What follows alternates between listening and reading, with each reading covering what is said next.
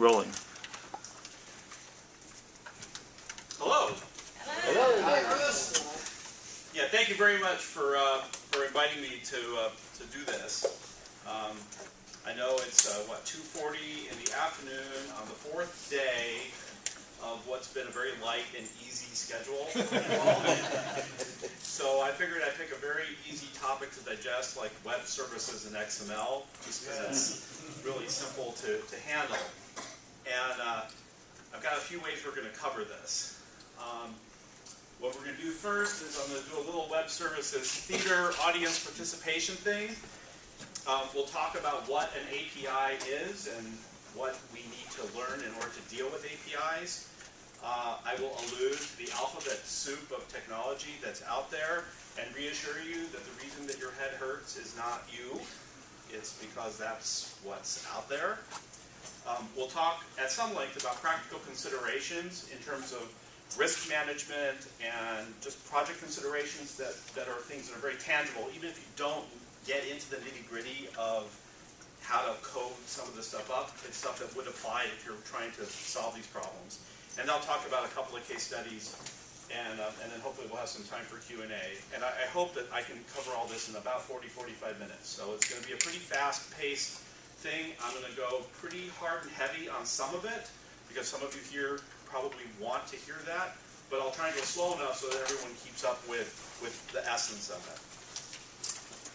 Just in case you don't know who I am, I've been around for a while. I've worked with lots of different databases, lots of different application development environments. In the FileMaker world, I started using FileMaker 2 way back when internally, and then we started using it for customers the FileMaker 3 days. I've written a couple products I've sold to within the FileMaker developer community over the years, and I literally have done systems, I kid you not, from auctioneers to zoologists. So I'm on LinkedIn if any of you want to connect, and I got my email up there. And my hobby lately is, aside from being with the family, is making wine. So once upon a time, there was a happy young citizen that left home to find its way in the world. So we're going to do a little theater, and I need a bunch of volunteers, like all of you. So get up.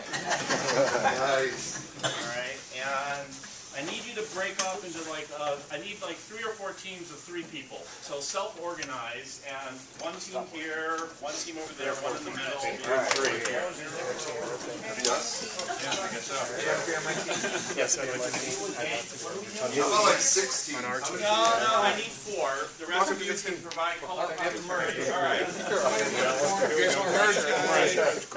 Now, I was very organized about this with the I think you have to join our team. Okay, listen up. Getting some instructions here, and we're going to watch. Whoever's videoing this, good luck. Okay, you're the red team. You have a red pen. Okay, you have a red piece of paper. Not yet. It will be red. You have data that you need to manage. Okay. You have some data quality assurance process that you need to apply to data. And somewhere in here, here we go, you need to configure your system to allow the data to pass through it. Okay, this is your project right now. Okay, we have another team. It's going to make a hell of a dev cut. Okay, this is going to take a couple minutes, but I think it's worthwhile. I have a team over here, 3 people. 3 people. 3 people over here. John, you for sure. Come guys. Russ, My original. do we start or Start. Oh, You're self-organizing. You're independent of the rest of the world. Okay.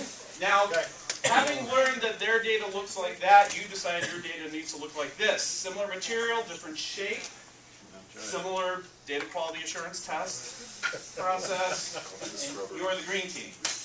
Okay, so when they're done with the configurator, you can use it.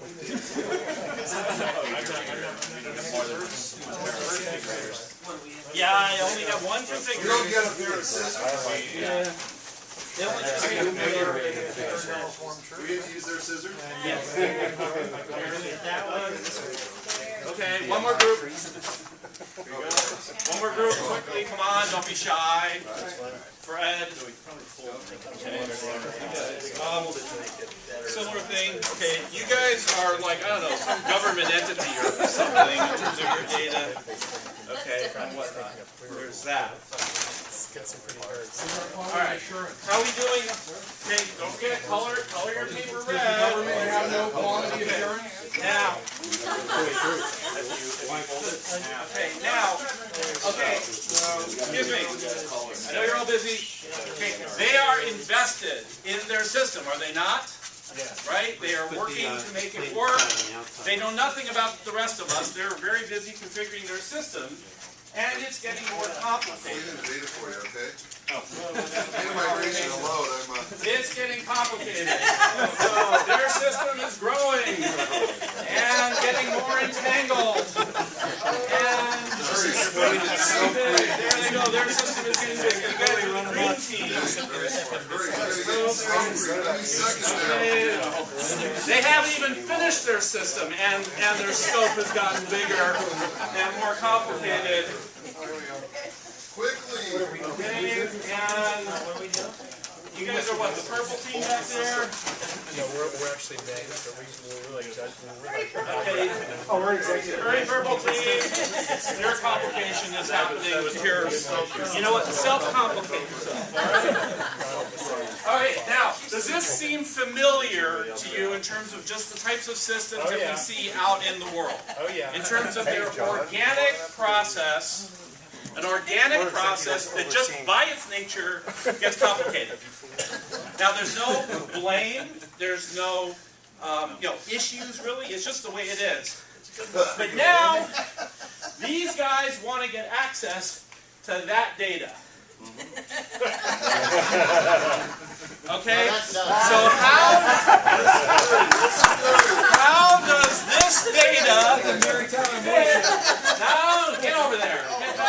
Get back over there. Okay. The network hasn't been built. Okay, how does this data fit in this hole? It doesn't. Okay? So, excuse me, can I borrow one of your, oh, I love your hair. How does their data fit? Okay, it doesn't. So, we need to do some work. So you guys are the red. You guys are the red team. So they get a red bucket. That's the magic transformation bucket, right? Which can convert things into round dowels that work in the red system, right? This is you get to hang on to this, okay? And you guys build a what are you green? Well. Because the specs are really clear, they get a blue bucket. Okay, and this converts stuff into that.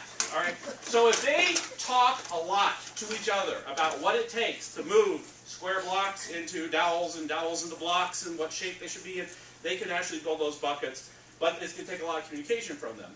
All right. Now the purple monster people over there. What does that say? Purple. Purple.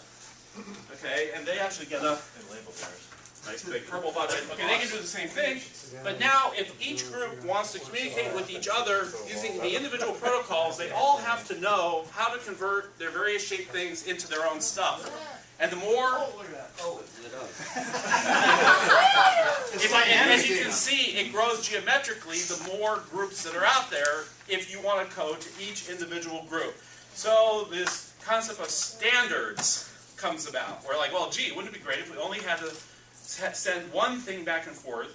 We can keep our own dowels or wood blocks or monsters, but we can maybe share one thing. So a standards committee gets formed, and we'll have some other people over here who haven't yet volunteered to form the standards committee. Michael! Come on. Yeah, here we go. Standards committee. All right, and the standards committee. Trip over our network. The standards committee experiments with different modes of exchanging data. All right, how does that work? Gentlemen, should we discuss this? All right. The standard committee always the largest. How does it taste? It's often the largest group. Okay, or they may just reach into their pocket and